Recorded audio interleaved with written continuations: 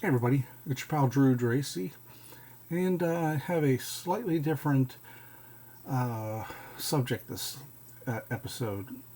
I went to Panama City, had a great time for a better part of a week. Went to a couple of comic shops. One of them was pretty crappy. I don't even know why I called itself a comic shop. It had the usual Funko, the gaming. It's just fine. It had this tiny amount of comic books. So I don't know. But so I picked up these from a better store, and this came out around 2012. Okay, it goes back a ways.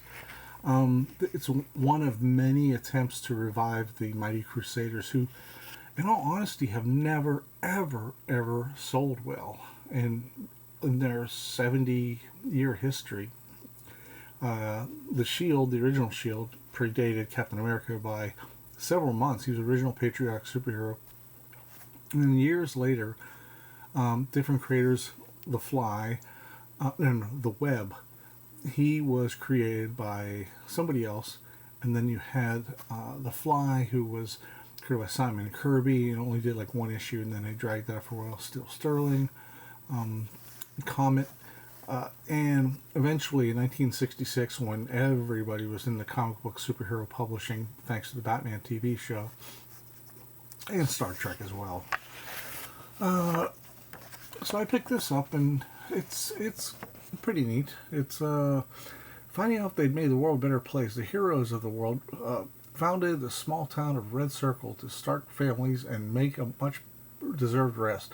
Their children and their heirs have come to age in a world that's better, completely unaware of their parents' heroic deeds. Peace reigns, thankfully, through the efforts of the selfless individuals who put the well-being of society above their own lives. Peace reigns until now. And there's credits, and that's a start. Okay. This is pretty self-evident what's going on.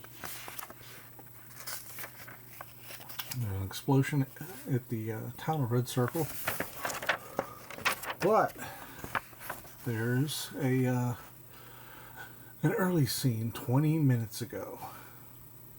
Nice stuff. I really love the colors. Great color palette. Hello, I do hope I'm in the right place. Okay, now, page 3. I barely know the revived version of the Mighty Crusaders, and this really put me off because Rose Raymond, housemaker; John Raymond, novelist; Ted Tyler, retired fire chief; John Dickering, chemist; Ralph Hardy, zoologist; Jack Sterling, mayor; Steel Sterling; Thelma Dickering, journalist; Kim Brand, retired movie star; Joe Higgins, you made it come; Doris Sterling, mayor's wife. Now, I'm not going to remember these names. Have you ever been to a party with a date and they take you to a huge family affair and there's no way you're going to remember half the names? And that just really, it's like a stop sign. I really was disappointed because I'm like, why don't they say, Steel Sterling, da-da-da-da.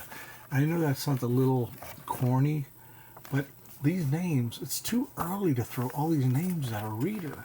And remember, this is supposed to be issue 1. Don't set us with a bunch of strangers that are not necessarily discernible as of yet. These are very small, figures. So, the kids are all there. See, it says Alex Tyler, Ted's nephew; Kelly Brand, Kim's daughter; Greg Dickering, John's son. And I'm like, who? Huh? I gotta research this. I gotta go back. But decent art. Really nice art, actually. And no time with the good old days.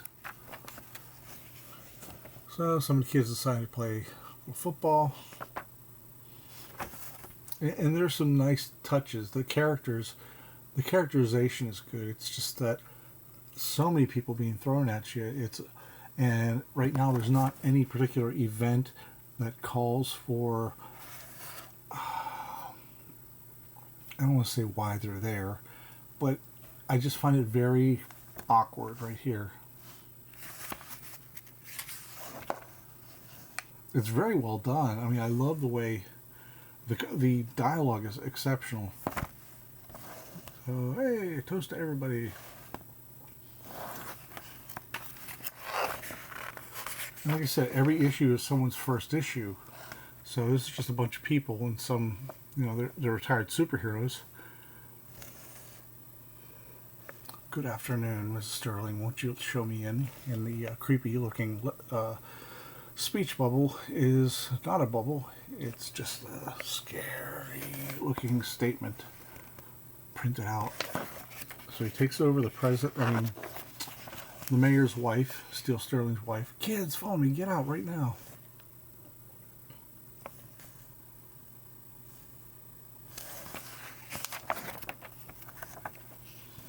And see, my thing is, this is the Crusader, the guy with the beard, but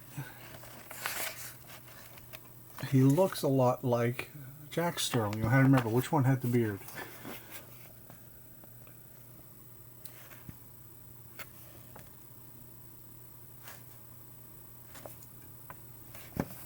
It's really well done. I just feel left out. And I read this twice. So, Jack, what did you do to him? Why don't you ask Mr. Justin when you see him? So, he destroys the shield.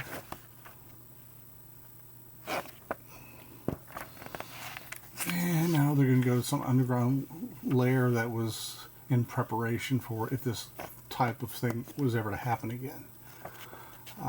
And you don't, the explanation, what do they call, give me a second, I'm thinking of Basil, exposition. Yeah, exposition is there, but it's just it's leaving you out. I mean, actually, this would have been better if some of the earlier pages were more established and let you know, because really they sort of have the same personality too. I like that a lot there.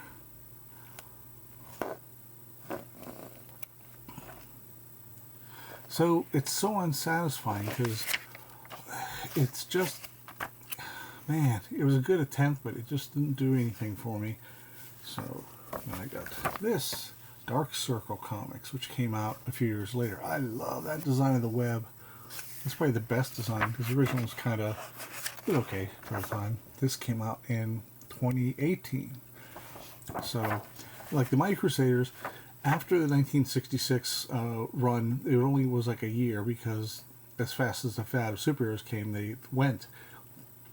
And then later on, in early 1980, Rich Buckler and a bunch of other people decided to revive the Crusaders again, and it didn't last long. It lasted about a year and a half or so. They even had newsstand distribution. Then it went dormant again. Then DC did, they called it Impact Comics. It had all the characters of the Mighty Crusaders reimagined again. And it didn't last very long. It lasted like a year and a half. So these people just don't work. These characters, they're too derivative. That's the problem. And they weren't created together. And it's good to get, neither were the Avengers. You had the Hulk, you had Iron Man, Thor, and all that. But they were so distinctive. And so you could predict what someone could say, even by issue 2. Now Kelsey Shannon, he friggin' kicks ass. He is just, man, knocks me out. I've always loved his stuff. I think he started off on something called Force 7 for Texas Comics or whatever, something like that. So it is basically basic room. This is the Danger Room. I really love the designs. And that's the shield. The shield is a she, and she's pretty strong.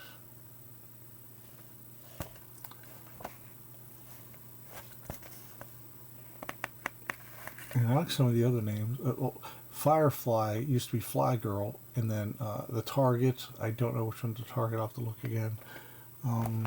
But it's kind of run pretty well here. And now they're relaxing at this guy's place. The Webb. Wyatt Webb's. Raymond's dorm. Pretty damn big dorm. So they chat a bit, and it's, to me, yeah, you have our support, Greg, and even at your worst, you're still a better lead than Vic, meaning Victoria. What's the problem with their fearless leader? I have no problem with her. She's a good person, a good soldier, and a good crusader. But she's an awful leader. It's like one too many glass of wine. Oh, I love that. I love her face right there. She may be called a shield, but she hasn't earned that title. So it's bickering. This is the thing with, they usually say food humor, where there's a lot of people just hanging around in an office, and I get it, but the roles are not 100% defined, and I know it's the first issue, but I kind of like these people, but I'm not really like involved with their personalities. Man, I love that friggin' boldness. You're free to say I'm full of shit. That's fine. I needed that. I haven't laughed like that, and I know, right? It's good to have Wyatt back. Yeah, I know you're happy when you see him jealous. No way. That's his mistake to make. Haha, shut up. Maybe Higgins will see how well we all work together about shuffling this roster. You're still on that? Yeah, and the well-being of my friends is kind of important to me. Then stop trying to. No. She's been as subtle as a brick through a window, but she's right. So you get a bit of this going on, and this is issue 2, and I'm sure a lot of this was established in issue 1, but there needed to be a little more, because I'm just not connecting with the characters. And I know maybe because it's a 100th incarnation of the Mighty Crusaders. Beautiful art. Hello, DC, we love you. You and Webb are the naturals. I don't do adoring crowds. Teach me. I'll give you some pointers. Ooh, this guy gets murdered grizzly in a cult. Car. Crusaders. Now, we've seen the surface personalities. That's the problem is, okay, you have the feral person. You have the leader.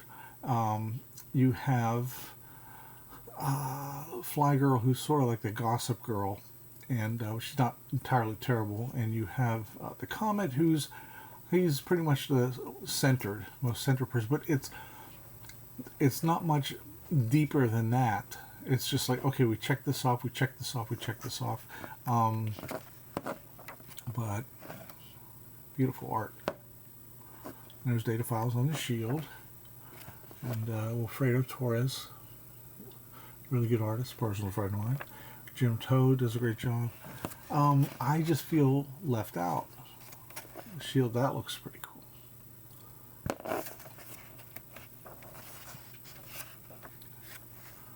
Really, really great stuff. But, are you like, am I wrong? Am I wrong? Do you feel a little bit like they hinted at stuff? Which there was a lot of little nuggets of stuff that could have planted seeds for somebody in this group to actually do something different than just doing their superhero stuff. Something could have been, somebody could have got queasy in battle. Somebody else, I know they're arguing about leadership, but that's really, comics 101. And I think it started with Hawkeye in issue 17 of the Avengers. Now, this one I hate to bag on because it's Tom Scioli, who is known for his Kirby enthusiasm and his Kirby, pretty much, he's an encyclopedia on all things Kirby, and he has a Kirby style. He did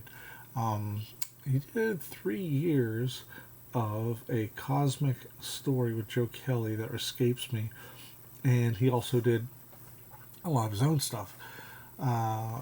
So I don't know who Dieter is, the writer. This is issue 3 now, okay? Now here's the hardest part. This one's the toughest. You got the old Kirby stuff going on. He also did a Jack Kirby graphic novel about Jack's life that came out.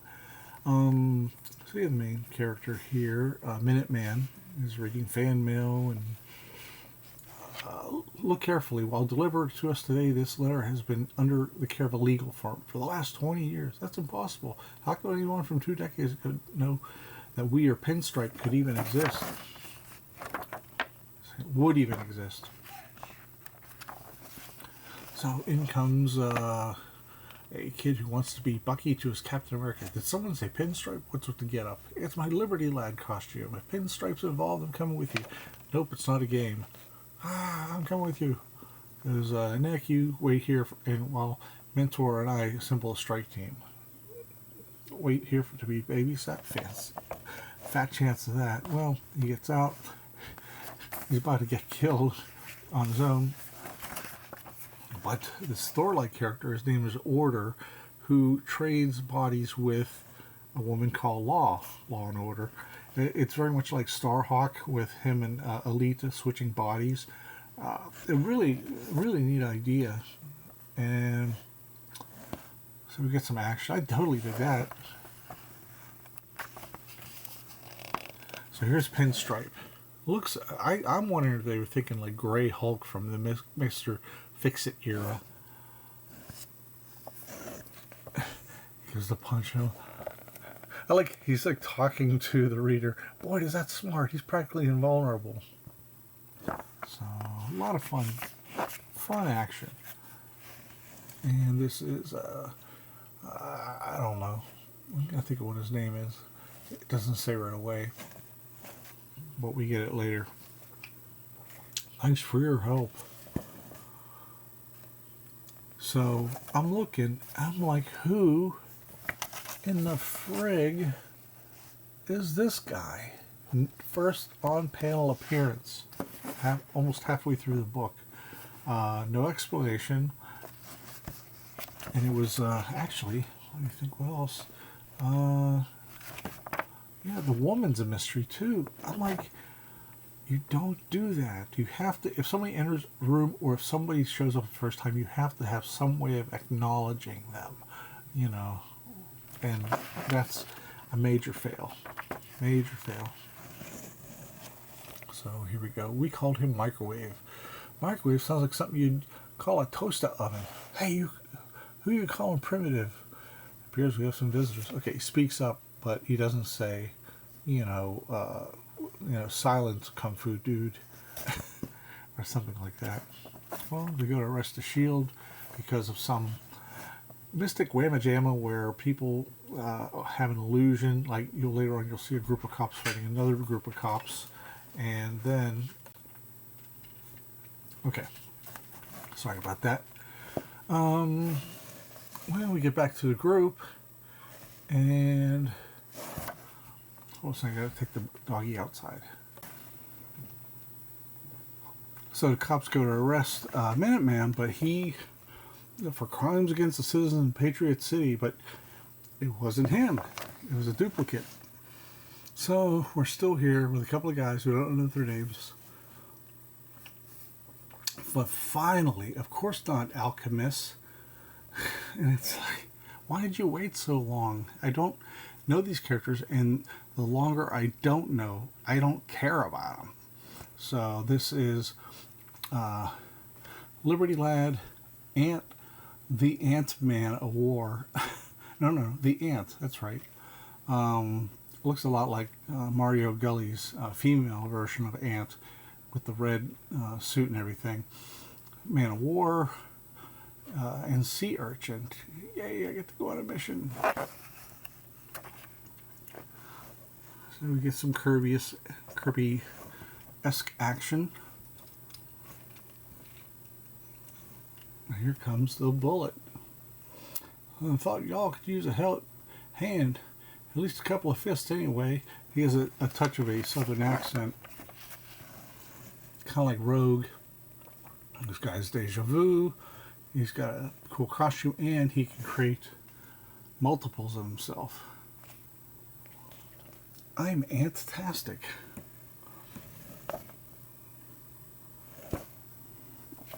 This is tremendous fun. And then you hear, they're trying to figure out the rhyming bit that the villain has. There's Minutemen. I think there's already, there's Minutemen and Watchmen. That was their precursor, the name of the team. Out of nowhere, a mysterious woman appears. Beware, child, those creatures that stand before you are evil clones. Put a sock in it, sister. Get your own act ugly. Wham, bam, wham. You okay, ma'am? She says nothing about her name. It's another non-entity who just shows up and takes up space. And really doesn't serve a lot of purpose. I mean, it's bothersome because every issue is a first issue, and this just doesn't work on so many levels. And it's got so much promise. It's got some great design work. Got the pseudo Galactus going on, but I mean, I may get the other issues. I don't know, but it's just a chore to read it because whatever. The whole attitude of this book is whatever. And it's a shame because it's got potential. Now, this cover is totally fucking badass. Oh, I love that. This came out during the big speculator boom of 1993. And you'll see it's posted a Collector's Universe 15170 of 25,000. But I don't know how they did that cover. I mean, I have ideas. This is way before, Photoshop was a thing, or was a big deal. That sort of has a Bill Sienkiewicz quality to it. Love it. So, the interior art's not as great, but, it's solid. I think it's solid. Bobby Ray and inks by Ron Goulart, who I've heard his name before. I think he was in the fan press for a long time. So the inking really needs work. It's just scribbles. It looks like pencils. So, however, writing-wise, the story is solid, and the penciler, he's pretty good for a newbie. I mean, he puts a lot more detail in a lot of those fifth-generation Liefeld clone comics. There's a lot going on, a lot of action. We dig action. Everything okay? I think so, Cap. Perimeter's clear. And there's no... Like we told Gavone, we're in this together.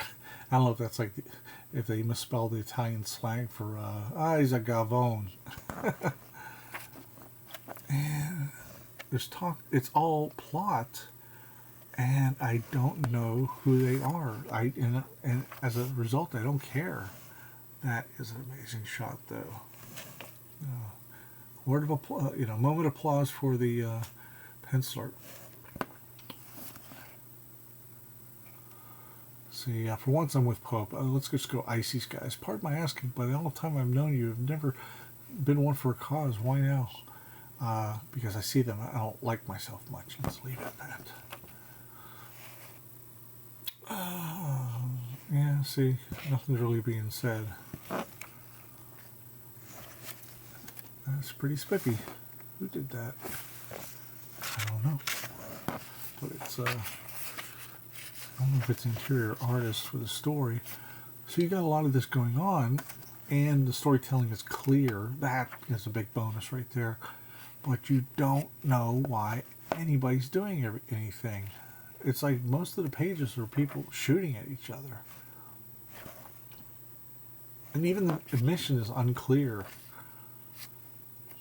It's frustrating because these 3 books I had shown you before, 4 books actually, had real potential. They really were strong.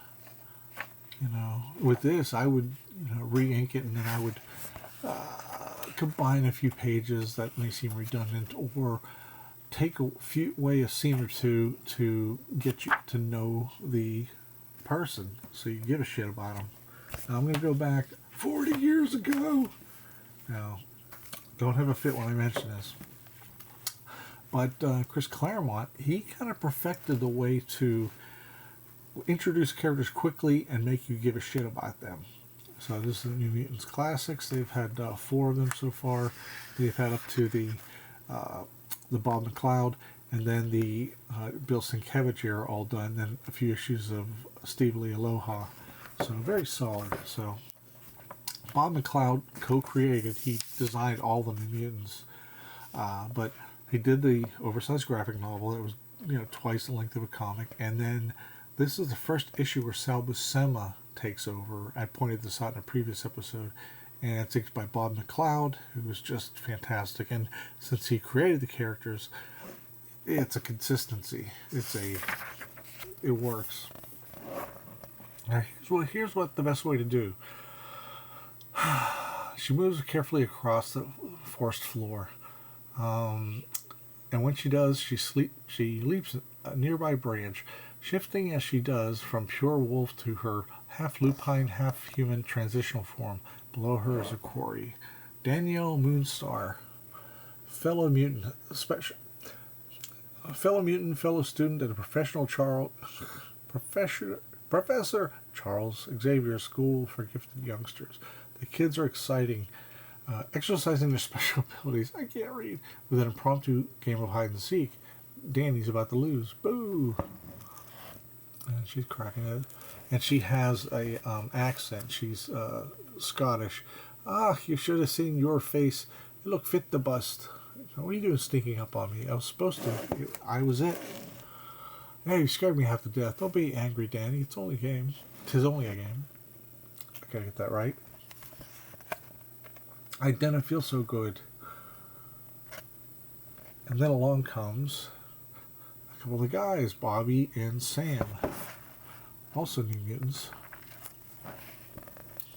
And Danny Moonstar, she can get into your... She's been practicing with her powers, refining her control to the point where she can manifest specific types of images, good ones and bad ones. In Rain's case, her heart's desire was a blizzard, which is precisely what she got.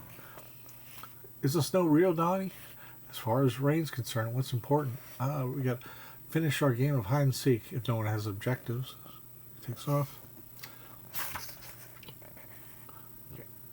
Flame bursts from Sam Guthrie's body as he shoots around the air in like a runaway rocket. When his mutant abilities first appeared, he could only fly straight lines, and woe betide anyone unlucky enough to get in his way. Now he can maneuver. The feeling is indescribably wonderful.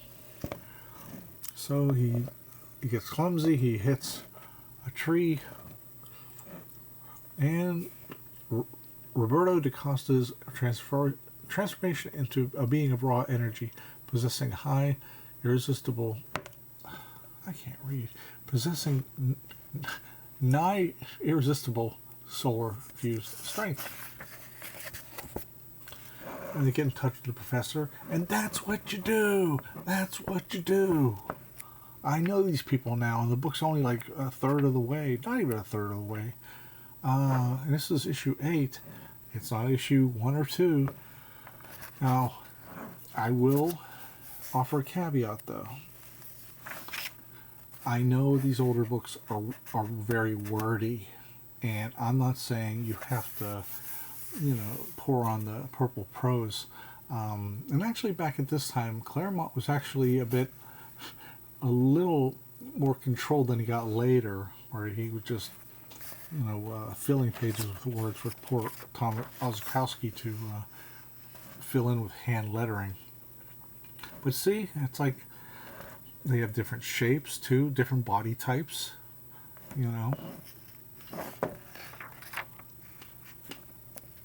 So I think that's how you introduce characters, and it's an oldie but a goodie. X-Men, they would have Wolverine. It's like adamantium claws, healing factor, and he's best at what he does. What he does is very nice. Bam, that's Wolverine. Then you get to Kitty Pryde, teenager. The newest X-Men has phasing powers that she's still trying to control. Bam, Storm. She controls weather, and she is the leader of the X-Men. Bam. You don't have to go into all that. I mean, this is a situation where it did start with something happening, just like some of those other books.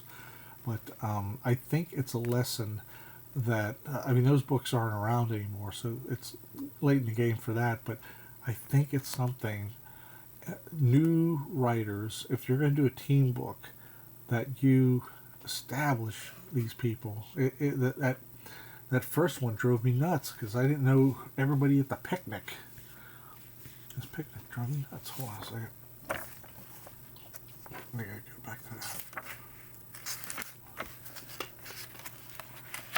But I just should say, Jack Sterling, still Sterling, and who these guys, secret, that's Jaguar. Just say Jaguar zoologist. That's fine. That's fine. At least I can connect with them. And I only reason know that because of his hair. Get that kind of Wolverine hair, but he had it before Wolverine came along. So to me, that was a big fail. So keep in mind, you don't have to write 1,000 words of pages like Chris Claremont. You just have to listen to the doggies bark. So that's all. And hope you had a good time, and I hope aspiring writers out there for comics have learned something from this. And I wish you the very best. And thanks for checking out my channel. I know there's a billion other channels out there, a lot of them for comics, and you decided to spend a half hour with me, and I am forever grateful. Please read any, right, really, I can't talk all of a sudden. I ate too much Chinese food, so I'm kind of sleepy and dopey. What's your opinion on this? And, what parts do you think I'm wrong? And how you like these different series I mentioned, and how newer series may have done a great job on establishing the characters early. That's it. And I don't delete any comments because you can disagree even among yourselves. It's just or just say, I remember that book, or oh, I was going to get that one. And okay, I'm done babbling. Talk to you later. Bye.